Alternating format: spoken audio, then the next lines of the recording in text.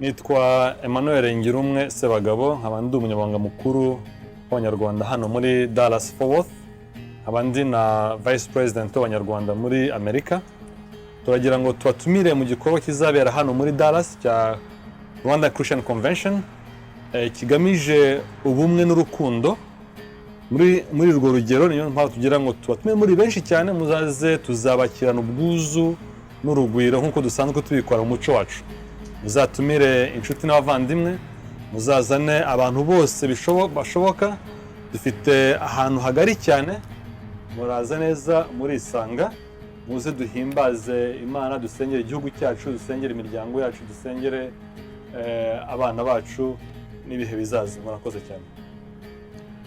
Murakoze. Njye nitwa Mbanda Sam, akaba ari je perezida w'Abanyarwanda hano muri DFW Texas. Nkaba mbatumira nk'umuyobozi mukuru wa Dallas Fort Worth muri iki gikorwa cyo kuzahuza abakristo bo muri Amerika no ku isi yose. Tukaba tubasaba aho mwaba muri hose ko mwaza hano muri DFW muri Dallas Texas, tukazahura tugasengera igihugu cyacu, tugasengera abavandimwe bacu, tukaba kwahuza n'indi miryango kugira ngo tugire umwe n'urukundo nk'uko mugenzi wanjye yari yabivuze.